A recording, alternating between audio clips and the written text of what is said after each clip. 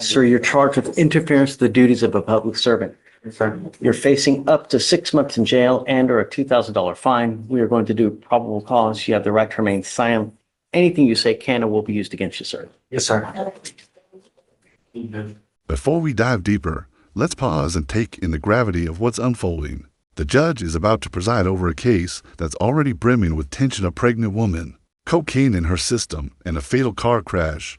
But here's the twist. The law doesn't care about circumstances, only about facts and consequences. As the charges are read, you can almost feel the weight in the room. The defendant's future and the fate of an unborn child hangs in the balance. For those watching, ask yourself, should a moment of recklessness define a person's entire life? Or does justice demand a harsher price when innocent lives are lost? This is where the courtroom becomes a crucible, testing not just the law, but also our own sense of right and wrong. Keep watching, because what happens next will challenge everything you think you know about guilt, innocence, and redemption. On March 28, 2025, an officer was in the process of serving a capital murder warrant on a suspect in Harris County, Texas. While conducting a felony stop, the defendant, who was identified by his Texas ID card, pulled up on the officer's perimeter, got out of their motor vehicle, and began walking to the residence where the murder suspect was. The officer's supervisor ordered the defendant to stop and stay right there.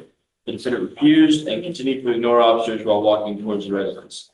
The officer's supervisor ordered the defendant to step back multiple times and then grabbed the defendant and took him to the ground. Him? Yes, Your Honor. Was he the capital murder suspect? No, Your Honor. I live there. Stop. Oh, sorry, sir.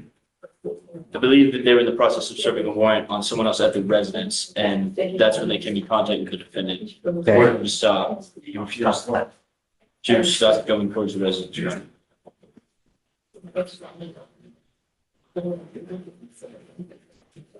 Did he serve the warrant? What ended up happening? Looks like after refusing commands, there was a brief struggle where he was detained.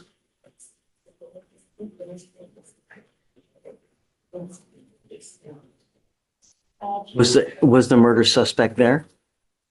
I'm not sure, Your Honor. It does not say. I have no further facts that show if the warrant was complete on the warrant or not, Your Honor, or completed at the time. I just believe they were in the process and believed him to be at the residence, and that's when this incident occurred. Read it again, if you don't mind. Yes, Your Honor.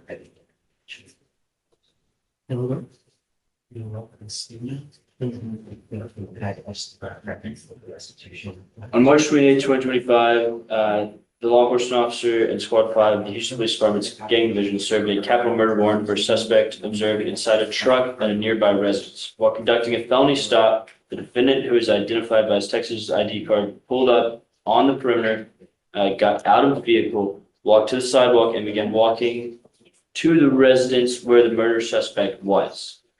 The supervisor then ordered the defendant to stop and to stay right there. The defendant refused and continued ignoring officers and walking towards the residence. The supervisor ordered him to step back multiple times, but the defendant was once again ignored the officers. The law enforcement officer grabbed the defendant and made him bounce and the ground. Okay, so now, but when you first started, you said they were going to a capital murder suspect in a car.